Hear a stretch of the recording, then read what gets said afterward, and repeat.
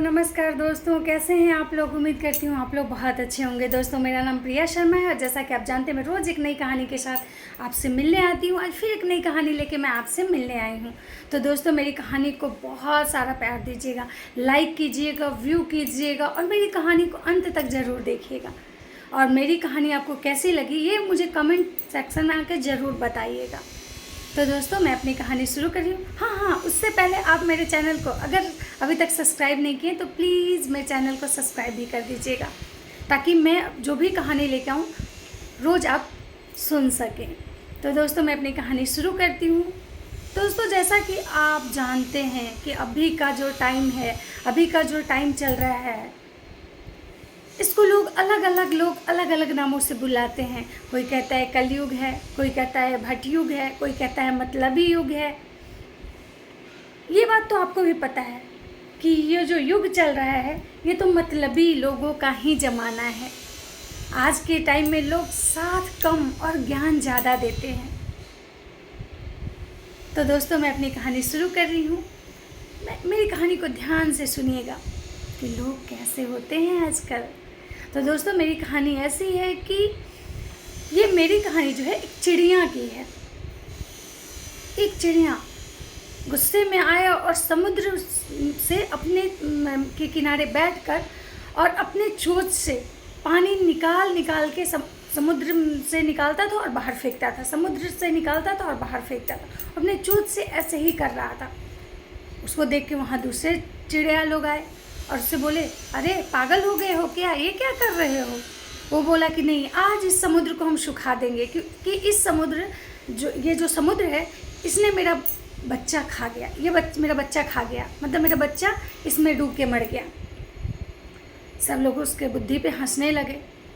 कोई बोला पागल हो गया है, कोई बोला छोड़ो इसको, कोई बोला फालतू का काम कर रहा है।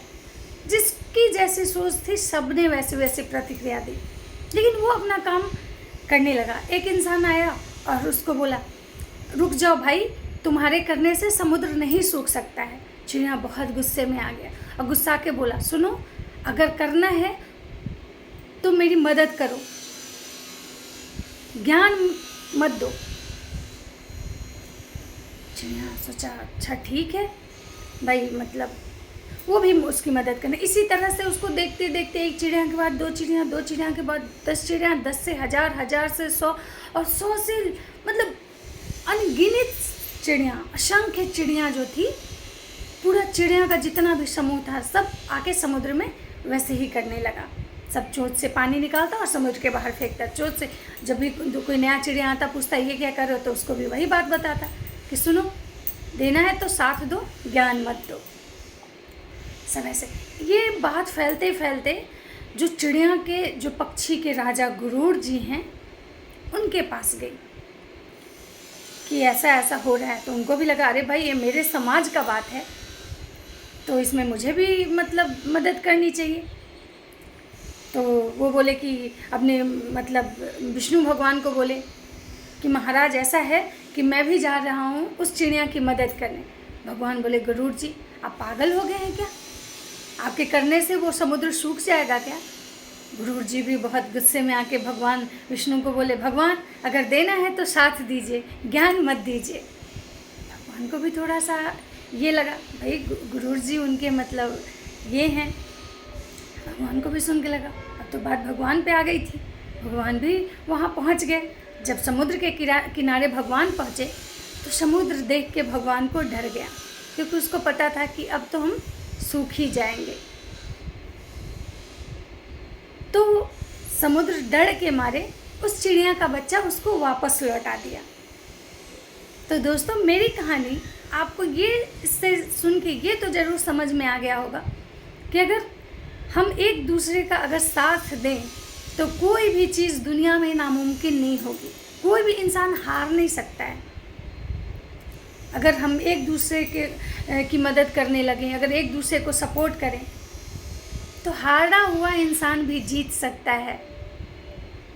तो अगर बने तो आप साथ दीजिए, बस ज्ञान से नहीं, क्योंकि किसी आपके ज्ञान से ही मात्र से ही जीवन नहीं चलता है।